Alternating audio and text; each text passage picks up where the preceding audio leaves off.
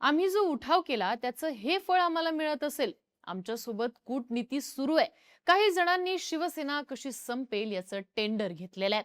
सोबत गेलेल्यांचा कार्यक्रम होईल. आज आमची बारी आहे, उद्या इतरांची असेल. हे विधान आहे शिंदेच्या शिवसेनेचे सिल्लोडचे आमदार अब्दुल सत्तार यांचं. विधान परिषदेच्या निवडणुकीत छत्रपती संभाजीनगरची जागा आपले सुपुत्र समीर सत्तार यांना उमेदवारी मिळावी यासाठी अब्दुल सत्तार आग्रही होते. पण जागा वाटपामध्ये ही जागा सुटली भाजपला आणि भाजपनं सुहास शिरसाट यांना उमेदवारी दिली. समीर सत्तार यांनी बंडाचा झेंडा उगारत अपक्ष अर्ज दाखल केलाय. पण त्यानंतर अब्दुल सत्तार यांनी भाजपवरती टीका केली आहे. अगदी शिवसेना संपवण्याची तयारी सुरू असल्याची भाषा देखील वापरत शिवसेनेचं मुंडकं उडवण्याचं काम आमचा मित्रपक्षच करतोय असे देखील सत्तार म्हणालेत. शिवसेना आणि भाजपमधली ही भांडणं यामुळे अगदी चव्हाट्यावर आली आहेत, ज्यात दोन्ही शिवसेना एकत्र आल्या पाहिजेत असं म्हणत सत्तारांनी भूकंपाचे संकेत दिलेत. शिवसेना आणि भाजप वेगळे होणार का या चर्चा त्यामुळे सुरू झाल्यात आणि याचा केंद्रबिंदू अब्दुल सत्तार ठरणार का याही चर्चांनी जोर पकडलाय. पण शिवसेना आणि भाजप खरेच वेगळे होणार का आणि अब्दुल सत्तार यांचा केंद्रबिंदू ठरणार का?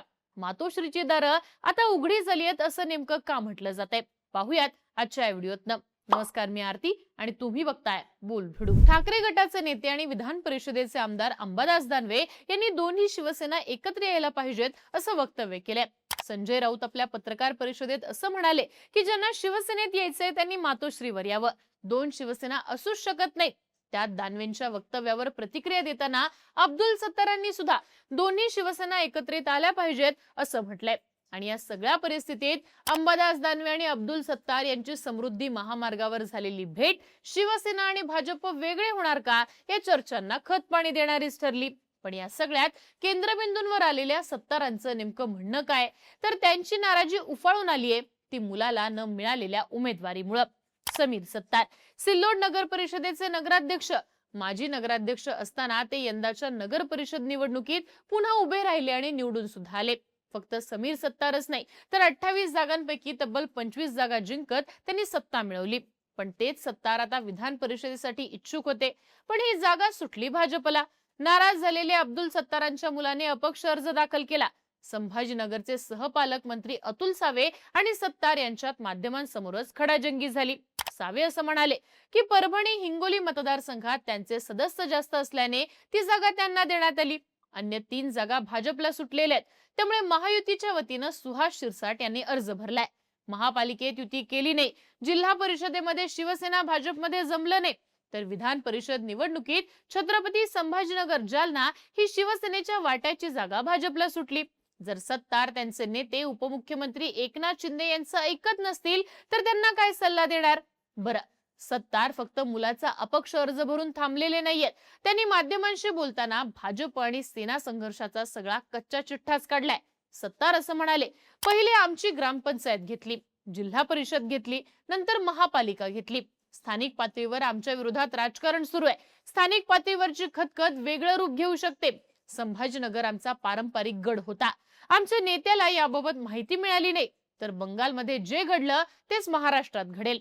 पश्चिम बंगालमध्ये एकेकाळी ममता बॅनर्जी आणि भाजप एकत्र होते, नंतर त्यांच्यातला समन्वय तुटला आणि आज ते एकमेकांना मारतायत. महाराष्ट्रात आमची तशी ममता होऊ नये याची काळजी आणि दक्षता माझ्यासारख्या कार्यकर्त्यांनी घेतली पाहिजे. आमच्या नेत्याला आम्ही तंतोतंत माहिती देऊ. मराठवाडा आणि इतर जिल्ह्यांमध्ये जे चालू आहे ते पाहिल्यावर दुःख वाटतं असं सत्तार म्हणाले. पण अब्दुल सत्तार यांची नाराजी फक्त मुलाला न मिळालेल्या उमेदवारीवर नाही का, तर नाही, सत्तारांचा निधी वाटपावर देखील आक्षेप आहे. त्यांचं असं म्हणणं आहे की नवं सरकार सत्तेत आल्यापासून सिल्लोडला निधीच मिळालेला नाहीये. 800 कोटींचा निधी आहे, सिल्लोडला 8 रुपये सुद्धा मिळालेले नाहीयेत. आमचे पालकमंत्री शिरसाट साहेब आहेत, त्यांच्यावर देखील आक्षेप आहे. पण निधी का मिळाला नाही हे विचारलं तर ते म्हणतात सहपालकमंत्री अतुल सावे यांच्याकडे जा, ते निधी देत नाहीयेत. एका बाजूला अतुल सावे यांच्यावर टीका करताना त्यांनी छत्रपती संभाजीनगरमधनं शिवसेनेला कसं हद्दपार केलं जात आहे यावर देखील निशाणा साधला. जिल्हा परिषद, महापालिका आणि जिल्हा बँकांमधनं शिवसेना मायनसमध्ये गेली आहे. आता ही संधी नाकारली जाते असं सत्तार म्हणाले. ज्याला सावेंनी महानगरपालिकेत युती झाली नव्हती तरी युती धर्म पाळण्यासाठी शिवसेनेला उपमहापौर पद दिलं असा पलटवार सत्तारांवर केलाय. पण या सगळ्यांवर अब्दुल सत्तारांनी थेटपणे दोन्ही शिवसेना एकत्रित आल्या पाहिजेत. जर आमचे नेते एकनाथ शिंदेंनी ठरवलं तर कुणाला विचारायची गरज नाहीये असं विधान केलं आणि भूकंपाच्या चर्चांनी उधाण घेतलं. पण खरंच हा राजकीय भूकंप होणार का? शिवसेना आणि भाजप वेगळे होणार का? या चर्चांना फक्त अब्दुल सत्तारच कारणीभूत आहेत का? तर नाही. जसा तणाव सिल्लोडमध्ये तसाच तणाव राज्यात इतर ठिकाणी सुद्धा आहे. ज्यात नंबर लागतो तो साताऱ्याचा.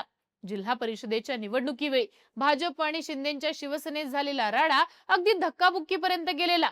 राज्याच्या मंत्र्यांना झालेली दुखापत सुद्धा महाराष्ट्राने पाहिली.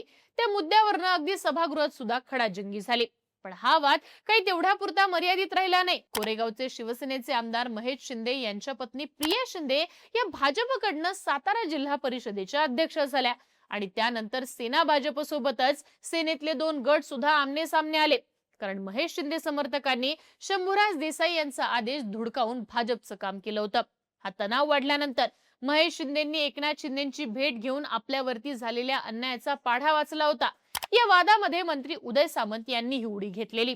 फलटणमध्ये भाषण करताना ते असं म्हणाले, शिवसेनेचे पदाधिकारी तयार करण्यात जर कोणी अडथळा आणत असेल तर मी स्वतः आणि माजी खासदार राहुल शेवाळे तिथे जाऊन ठाण मांडून बसणार आहोत.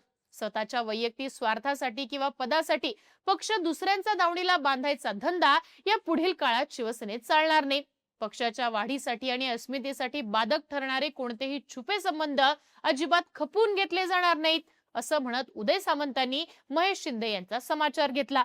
यावर प्रत्युत्तर देताना महेश शिंदेंनी त्यांनी माझं नाव घेतलेलं नाही आणि मुळात माझं नाव घेण्याएवढं त्यांचं धैर्य असेल असं मला वाटत नाही असा वार केला.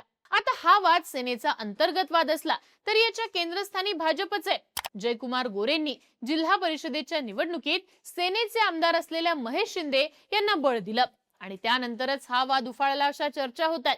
त्यामुळे शिंदेच्या आमदाराच्या खांद्यावर बंदूक ठेवून भाजपनं शिवसेनेची शिकार केली आहे अशा चर्चा साताऱ्यामध्ये सुद्धा होत आहेत.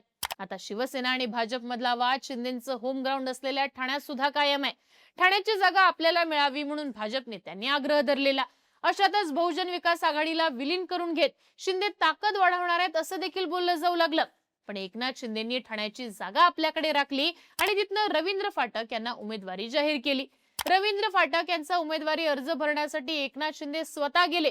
पण अर्ज भरताना भाजपचे प्रदेश अध्यक्ष रवींद्र चव्हाण, मंत्री गणेश नाईक, आमदार संजय केळकर, मंदा म्हात्रे, नरेंद्र मेहता यांच्यासह 9 आमदार अनुपस्थित राहिले.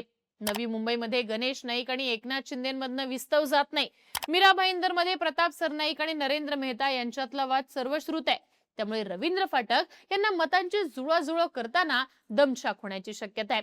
आणि शिंदेच्या बालेकिल्ल्यातच ही परिस्थिती असेल तर शिवसेने पुढच्या अडचणी किती वाढलेल्या आहेत याचा अंदाज सहज येऊ शकतो. छत्रपती संभाजीनगर, सातारा, ठाण्यानंतर नंबर लागतोय तो कोकणाचा. भरत गोगावले हे रायगड, रत्नागिरी, सिंधुदुर्ग विधान परिषदेची जागा आपल्या मुलाला मिळावी म्हणून आग्रही होते. पण ही जागा सुनील तटकरेंचे चिरंजीव अनिकेत तटकरे यांना सुटलीये. गोगावले विरुद्ध तटकरे हा वाद तसा जुनाच आहे. पण इथनं आमदार महेंद्र दळवी यांच्या कन्या जुईली दळवी यांनी अपक्ष अर्ज भरलाय आणि नवा वाद सुरू झालाय.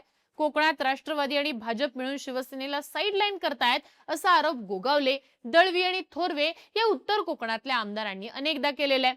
त्यांचा मुख्य निशाणा हा राष्ट्रवादीवर असला तरी युतीमध्ये घुसमट होतीये हा त्यांचा प्रश्न जुना आहे, जो अगदी प्रत्येक निवडणुकीत उफाळून येतो. आता हा सगळा राडा सुरू असताना अब्दुल सत्तार हे देवेंद्र फडणवीस आणि एकनाथ शिंदे यांची भेट घेणार आहेत अशा बातम्या येत होत्या. या बैठकीत त्यांची नाराजी दूर केली जाईल असं सांगण्यात येतंय. अर्थात उमेदवारी मागे घेतली तरी सत्तारांची नाराजी दूर होणार नाही एवढं नक्की आहे. पण महाराष्ट्रात ठिकठिकाणी शिवसेना विरुद्ध भाजप हा संघर्ष सुरू असताना शिंदेच्या आमदारांनी आपली गरज संपली, आपल्या उठावाचं हे फळ मिळालं का असं म्हणत भाजपने आमचं मुंडकच कापायला सुरुवात केली आहे असं विधान केलंय. दुसरीकडे संजय राऊतांनी थेटपणे शिवसेनेत परत यायचंय, त्यांनी मातोश्रीवर यावं असं म्हणत खुली केलेली दारं.